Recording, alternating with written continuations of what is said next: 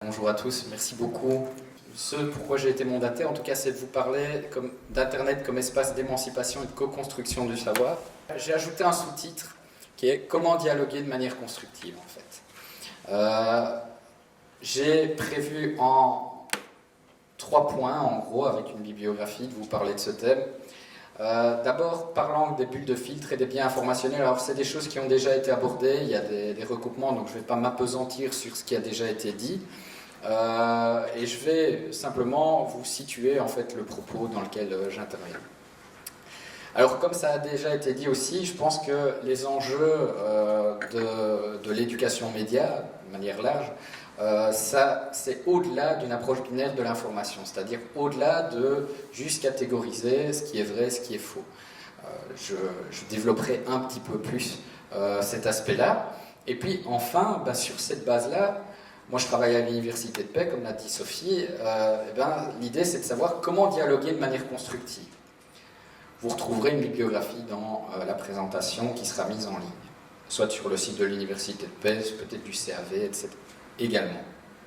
Alors, en gros, les bulles de filtre, les biais informationnels, j'avais envie de vous poser une question rhétorique, qui a les limites d'une question rhétorique, mais ce qui est, un mensonge poserait-il problème s'il n'y avait personne pour y croire?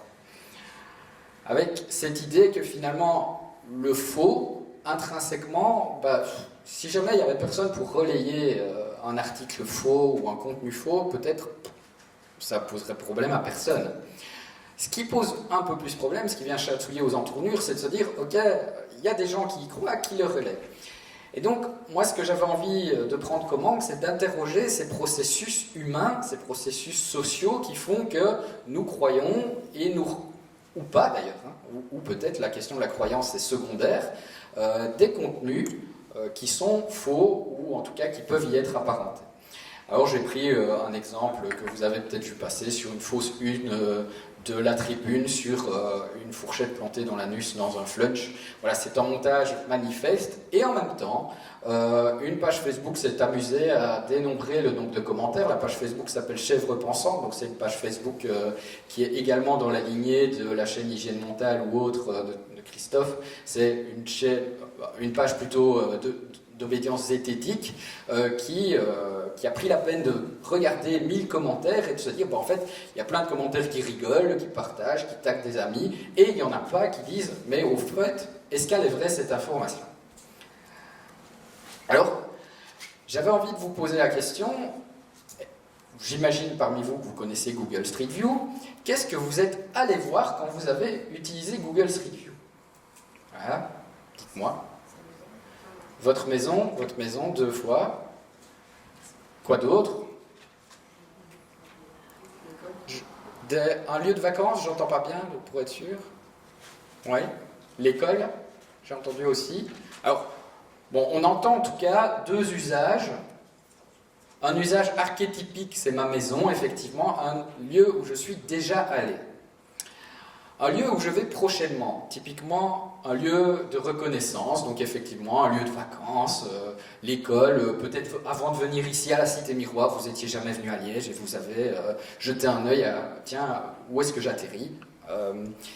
Et puis un usage qui est plus minoritaire, qui existe, et qui est un usage de sérendipité pure. En fait, je ne sais pas si j'irai un jour au chutes du Niagara ou voir la muraille du Chine, et en même temps, je pourrais aller les visiter à l'aide de Google Street View. Alors c'est ce que Xavier Delaporte, un journaliste français, appelle le paradoxe de Google Street View. Alors, il n'y a pas une étude scientifique par rapport à ça, mais en revanche, ça appuie un phénomène qui, lui, est étayé par pas mal d'études sur les usages, qui est que l'appartenance identitaire et les proches priment dans nos relations sur les médias sociaux, dans notre rapport à l'information sur les médias sociaux.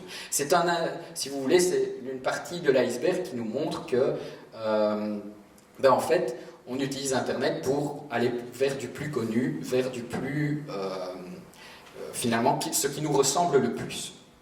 Alors, il y a tout ce qui a déjà été évoqué à propos des biais de confirmation. Vous voyez, j'ai mis deux illustrations que j'aime bien et je dis souvent en guise de boutade quand je les donne en conférence qu'il ne faut pas lire mon premier livre cette illustration à droite en résume parfaitement le contenu. En fait, c'est l'idée que, effectivement, il y a cette notion de fait. J'ai été invité à cette conférence des faits, pas des fakes. Et donc, et en même temps, il y a cette idée d'un rapport aux faits qui fait que nous nous les réapproprions d'une certaine manière qui corrobore éventuellement nos idées reçues, nos idées préconçues.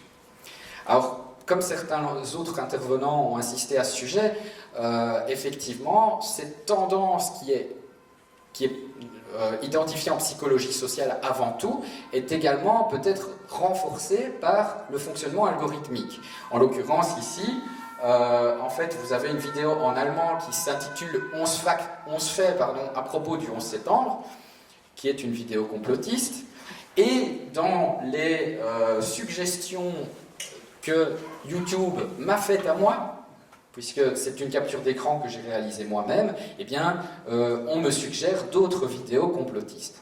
La bulle de filtre, c'est quoi? C'est la bulle sociale et informationnelle d'informations auxquelles je vais être confronté et qui, en général, vont dans le sens de mes groupes d'appartenance, de mon appartenance psychosociale, de mes préférences sociales. D'autres études montrent comment ça peut se traduire, comment ça peut être illustré. En l'occurrence, ici, vous avez, et malheureusement on voit assez mal les couleurs, je vous prie de m'excuser de ce rendu assez étrange, mais en général, qu'est-ce qu'on a fait pour cette étude? Eh bien, on a attribué un point de couleur à des comptes Twitter, à des utilisateurs de Twitter. La couleur correspond à leur appartenance politique, et qu'est-ce qu'on a constaté? C'est que entre personnes, on partage beaucoup plus de liens entre personnes d'une même appartenance politique qu'avec des personnes d'une appartenance différente. C'est ce qu'Amel nous disait, qu'effectivement, je vais plus confronter, et là on a quelque part un indicateur quantitatif de cette confrontation à des points de vue qui sont similaires aux nôtres, idéologiquement similaires aux nôtres, et vachement moins à des points de vue qui nous ressemblent pas. Alors, c'est interpellant, d'autant que dans les années 60, on avait déjà Doise et Moscovici qui nous disaient que, pas de chance, quand on fait dialoguer des gens qui sont d'accord entre eux, non seulement ils ne changent pas d'avis, mais c'est pire que ça. En fait, ils sont encore plus polarisés à la sortie qu'avant la discussion avec des gens qui sont de leur avis. Donc en gros, pour caricaturer, vous êtes de gauche, vous discutez avec des gens de gauche, vous êtes encore plus de gauche et encore plus opposé à des mesures de droite post-discussion et vice-versa. Alors en l'occurrence, le test a été fait avec des partisans du général de Gaulle et à l'égard de politiques états-uniennes auxquelles de Gaulle était opposé à l'époque. Alors j'en viens à une considération qui m'est chère ces dernières années, c'est l'idée qu'il y a cette question de la vérité qui bien sûr est importante, mais il y a cette question de notre rapport à la vérité.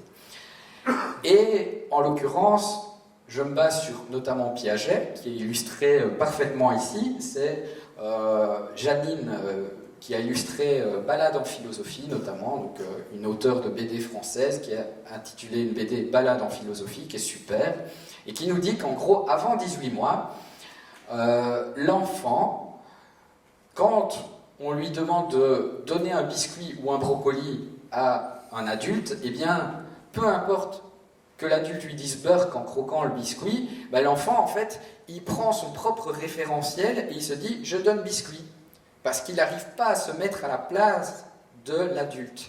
Et donc, ça me fait dire qu'en fait, cette compétence de décentration, cette compétence à se mettre à la place de l'autre, à penser avec les référentiels de l'autre, c'est pas inné. Et je pense que vous pouvez l'observer au quotidien si vous regardez un petit peu des débats sur des sites de presse ou sur votre fil d'actualité Facebook. Donc, de ça, en tout cas, j'épingle la notion de décentration et j'y reviendrai. Alors, je vous disais, pour moi, tout ça, ça témoigne d'enjeux qui vont au-delà d'une approche binaire de l'info.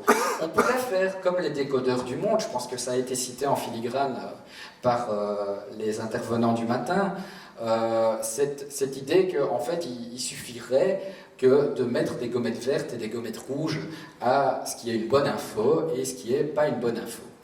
Alors ça pose déjà problème, puisque comme l'a dit aussi Jérémy Amers, c'est en termes de crédibilité de la presse, etc., enfin qui ils sont pour nous dire ça, donc dans un climat de défiance peut-être, ça pose vraiment question, mais même en admettant qu'on forme les citoyens pour qu'eux-mêmes ils sachent mettre leur propre gommette verte et leur propre gommette rouge, je pense que ce n'est pas suffisant. Pourquoi ce n'est pas suffisant ? Ben notamment parce qu'il y a cette question de la sélection et de la circulation de l'info, typiquement par rapport aux gilets jaunes. Donc ici, ce sont des chiffres qui émanent du baromètre TNS Sofres, La Croix, donc c'est un baromètre de confiance dans les médias qui est annuel, publié annuellement en France. Et en fait, on n'a que 32% des Français interrogés, ça a les limites d'un sondage, qui estiment que le phénomène des gilets jaunes a été bien traité. Et en l'occurrence, on pourrait se demander, mais quoi, les médias traditionnels, du coup, est-ce qu'ils n'ont pas parlé des faits, etc. On pourrait se demander.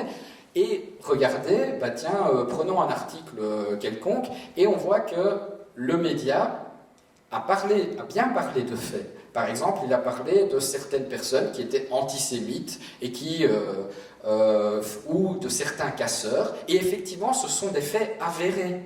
Donc on peut les vérifier, il y a des images qui montrent qu'il y a des antisémites ou des casseurs parmi les gilets jaunes. Mais vous comprenez quand je vous dis ça que, bien que ce soit factuel, eh bien il s'agit d'un angle particulier. Il n'y a pas que des casseurs ou que des antisémites parmi les gilets jaunes. Donc il ne suffit pas d'avoir une approche qui puisse permettre de dire « Ah bah tiens, en fait, oui, tel journaliste, telle chaîne de télé nous a bien parlé des faits », pour se dire, ok, nous sommes en présence d'un média qui est suffisamment honnête, suffisamment transparent, et je peux mettre mon esprit critique en veilleuse. Pareil dans d'autres sens. Alors, ça occulte également la question, dans le même ordre d'idée, cette question de la sélection de l'info, ça occulte la question de l'uniformisation des contenus. L'uniformisation des contenus qui se passe en amont, mais qui se passe aussi en aval, c'est-à-dire dans la consommation. Alors en amont, c'est assez amusant, on parlait tout à l'heure des dépêches des agences de presse. Ici, on a une image qui me fait beaucoup rire, parce que c'est vraiment Inception.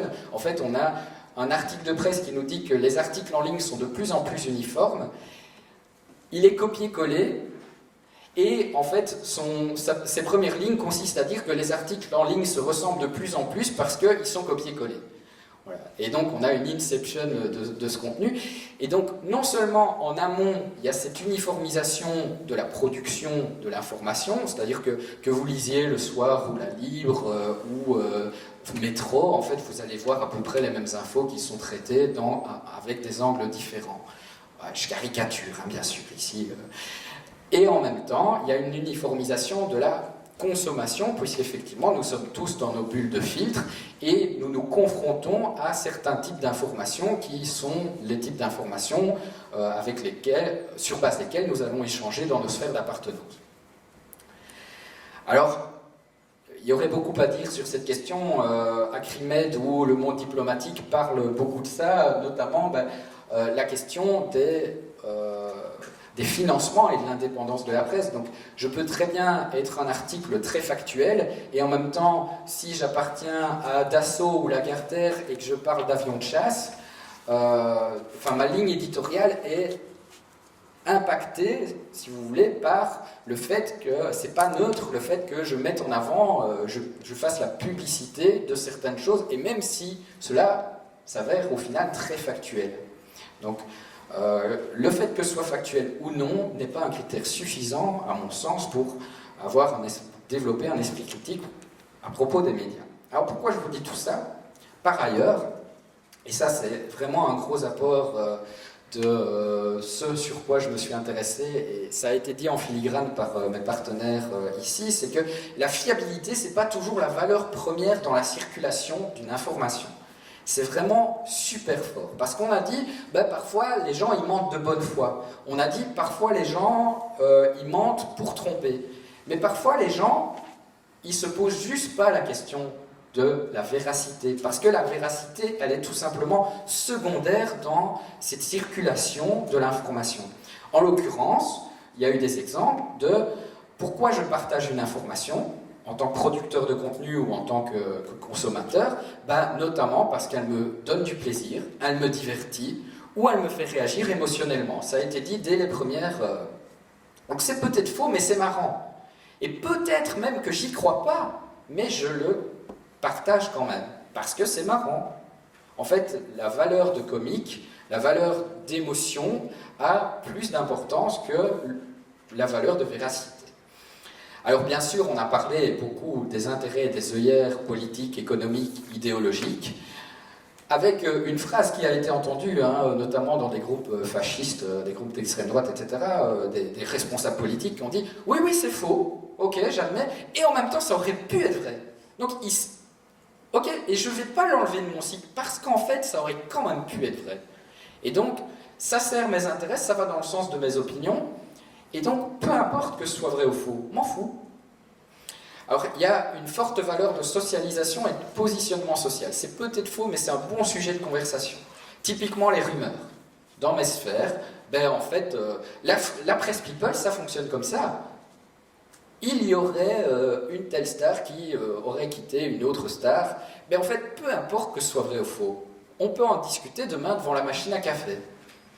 Alors il y a la posture également, on ne me la fait pas à moi, c'est ce que Jérémy disait aussi tout à l'heure, ce côté, moi en fait je suis prémuni, je suis un vrai critique, moi je ne suis pas un bouton grégaire qui suit ce que la masse pense, ce que les médias traditionnels, Sophie le disait tout à l'heure, avec toutes les connotations également, les médias, les journalopes, etc. Donc comment je me positionne socialement face à un système social, plus que finalement, cognitivement, en termes épistémologiques. Et enfin, ça peut avoir une utilité pratique, je pense, la question des antivax. C'est peut-être faux, mais ça peut toujours servir, et mieux vaut prévenir. Face aux risques potentiels, on sait que la peur est un gros moteur d'action, en tout cas, ça peut avoir une utilité pratique. Alors, j'ai pris quelques exemples et vous voyez, en fait, vous ressortez de cette journée de conférence en sachant qu'il faut mettre de l'ail dans votre vagin, manger du chocolat pour gagner un prix Nobel et boire du mojito pour être plus intelligent. Voilà, c'est chez les femmes, être plus intelligent. Donc voilà. Donc c'est proportionnel, alors peu importe que ce soit la page I Love Mojito qui nous parle de ça, et peu importe qu'il y ait un bouton acheter, voilà, elle a un intérêt à nous dire ça, et en même temps, on s'en fout, 4700 réactions, amusées, ou avec un cœur, ou etc., et vas-y que je tag mes amis qui en fait boivent beaucoup de Mojito, peut-être qu'au fond de moi, je sais que c'est pas vrai, ou qu'il n'y a pas d'études qui le prouvent, mais en même temps, c'est marrant, ça mange pas de pain, donc pourquoi pas? En fait, la valeur de comique est bien au-delà de la valeur de véracité dans ce cas. Alors ça me pose plus de questions, et ça c'est un cas que j'ai débunké moi-même, donc une image que j'ai moi-même pris la peine de contredire, si vous voulez, puisqu'on nous laisse entendre avec cette image qu'en fait, il y a des familles d'immigrés qui peuvent dormir aux frais du contribuable à l'hôtel et Formule 1, alors que ce bon vieux français de souche, qui n'est pas français du tout dans l'image, puisque c'est une photo, enfin je vous passe les détails de l'enquête, mais en gros vous pouvez retrouver ça dans un de mes articles de 2012, et en même temps, La gauche m'a tué, déjà le titre de la page peut voilà, éveiller les esprits, qui le partage avec Rien ne vous choque, l'appel au choc, et en même temps 38 000 réactions et plus de 250 000 partages. Et là, peu importe que ce soit vrai ou faux, ça pourrait être vrai qu'il y ait en fait des familles de migrants qui volent les places finalement de ce pauvre monsieur avec son beau petit chien. Voilà. Et donc l'appel à l'émotion, et en plus ça pourrait être vrai, ça correspond à des idéologies, et du coup je le partage. C'est peut-être faux, mais c'est un bon sujet de conversation. Alors typiquement, toutes les rumeurs qui concernent l'école, tout ce qui concerne le scolaire, on est tous allés à l'école, et du coup ça fait réagir. Donc un article sur l'école, ça fait souvent les lignes de débat dans la Libre ou dans le Soir. Donc voilà. Alors le gouvernement français veut-il vraiment faire apprendre l'arabe à l'école? Alors qu'il pourrait titrer d'ailleurs sur une affirmation. Non, bien sûr. Mais il y a la rumeur qui court, et c'est un bon sujet de conversation, donc on va faire du clic avec ça. Alors on nous prend pour des cons, mais on ne la fait pas. Hein, alors, le monsieur ou la madame qui partage cette image nous met une grosse flèche rouge hein, pour nous attirer l'attention sur ses capacités d'enquête élaborées, sur soit il marche comme Moïse, je sais pas, Moïse a marché sur l'eau apparemment, il fait 7 mètres de haut, ou bien comme d'hab on nous prend comme pour des cons. Alors il y a vraiment, derrière ce « on nous prend pour des cons comme d'hab », il y a vraiment pour moi cette question avant tout de la posture sociale. Pour moi cette personne ne témoigne pas tant de capacité d'enquête que de « attention, moi je n'ai pas confiance en un système institutionnel » et c'est ça qui le remet en cause. Enfin, c'est peut-être faux, mais quand même mieux vaut prévenir. On a vu une camionnette blanche et peut-être voilà, qui rôde hein, dans le village, et ce genre de rumeurs. Hein, voilà.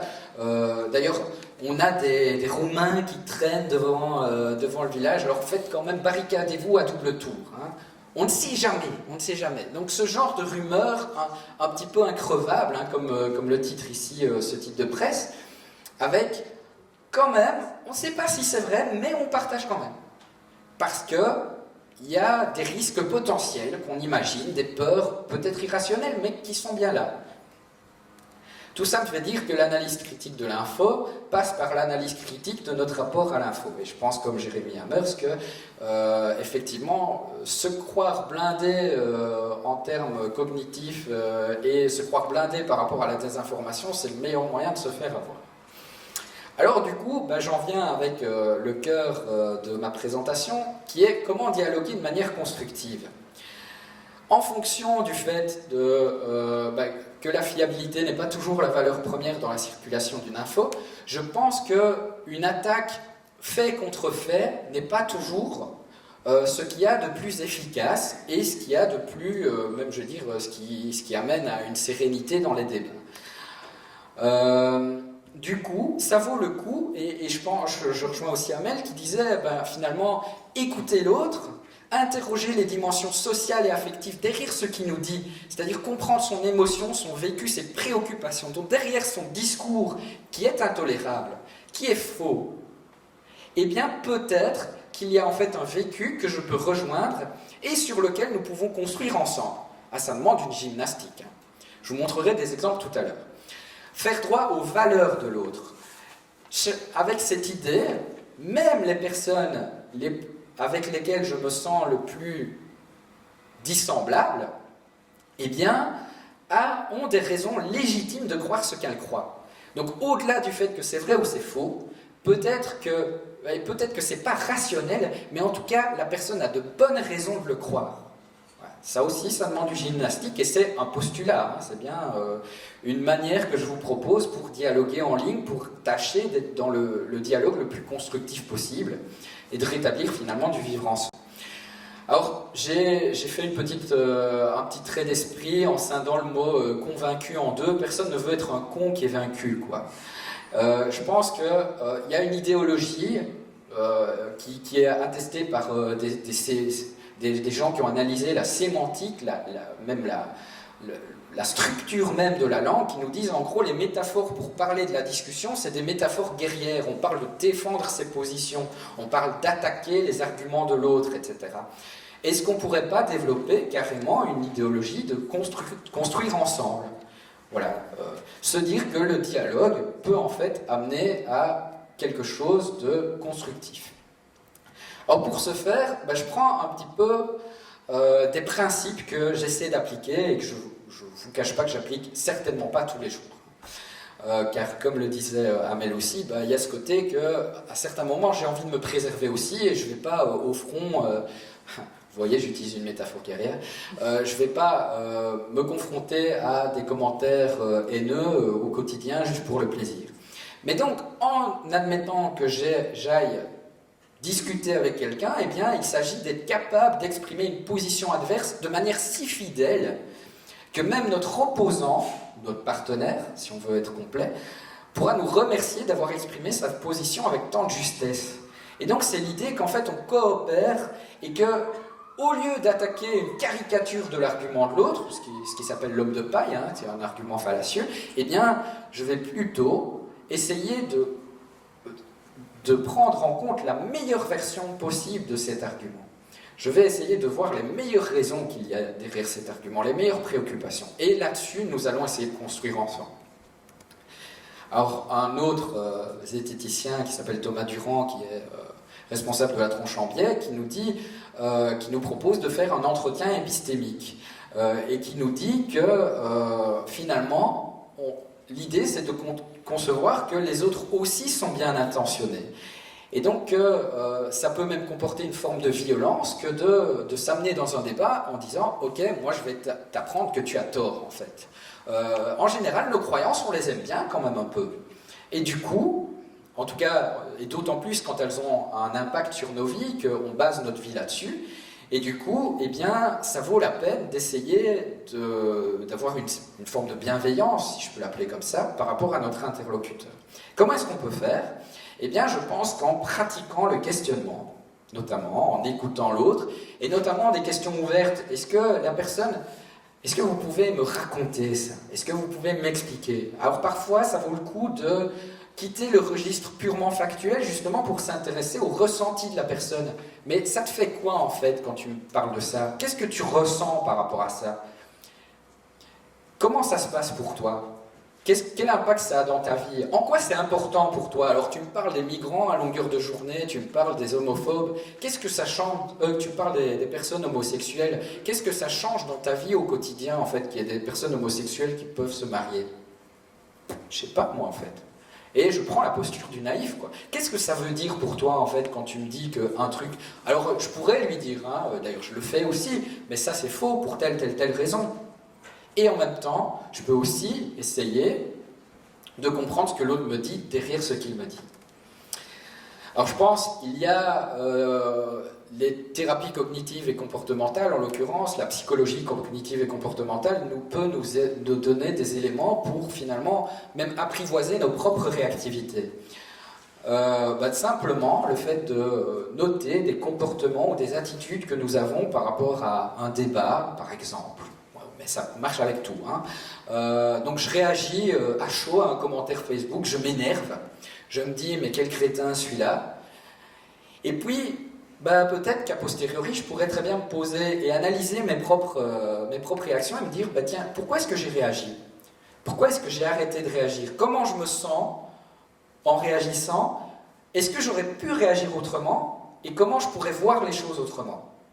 Là, c'est des petites grilles qui sont des habitudes et qui nous informent beaucoup, en tout cas, je peux parler en jeu, je peux parler en première personne, qui moi m'ont informé beaucoup sur des automatismes qui parfois n'étaient pas efficaces et qui parfois me faisaient du mal à moi aussi.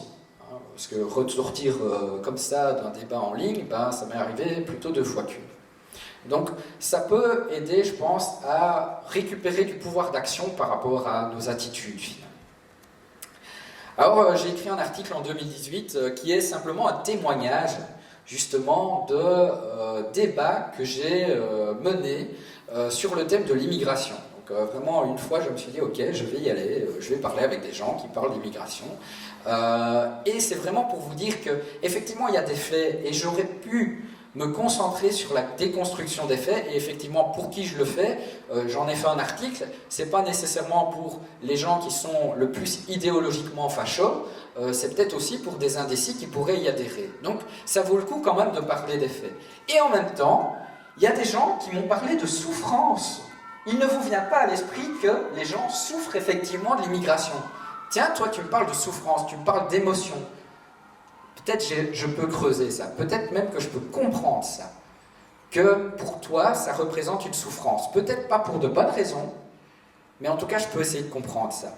Il y a une personne qui me dit « Je paie des impôts, monsieur Trop ».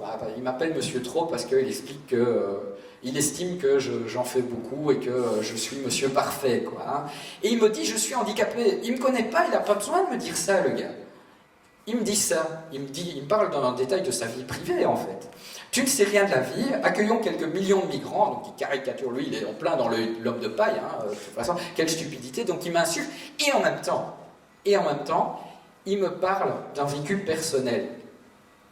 Derrière ses propos, il y a un vécu personnel. Est-ce que j'ai envie de le creuser ou pas? Je ne vous cache pas que je n'ai pas eu envie tellement de le creuser ce jour-là. Mais quand même. Alors il y a une personne dans ce tweet ici à gauche, qui me répète 3 fois qui va payer. Donc le mec ou la femme, elle est préoccupée par cette question.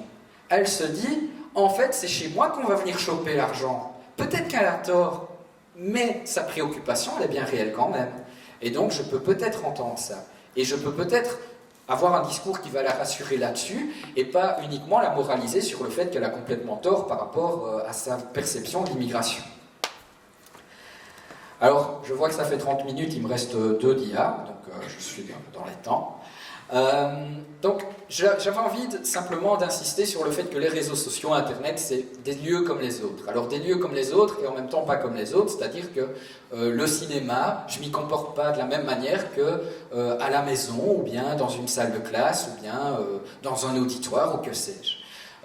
Et en même temps, ce sont des lieux avec leurs codes, avec leurs usages. Et donc, potentiellement, je pense que l'éducation média peut aussi travailler pour développer les réseaux sociaux comme des lieux de coopération. On pourrait d'ailleurs construire avec des jeunes, je le fais régulièrement, des règles, des chartes, pourquoi pas. Tiens, comment ça serait de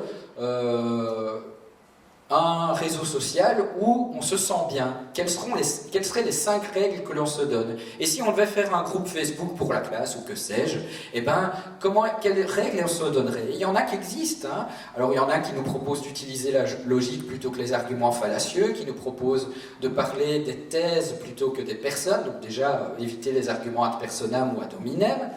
Donc voilà, des règles du jeu d'un débat respectueux finalement. Et je pense que ça s'entraîne, ça se pratique. Pour le faire assez régulièrement, ben, je pense que juste l'expérience du débat, juste l'expérience de s'écouter et de développer des arguments, et ben ça s'entraîne. Et ça, c'est un apprentissage citoyen, quoi.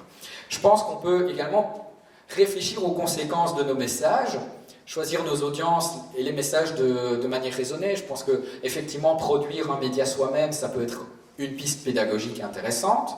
Il y a des situations d'analyse également.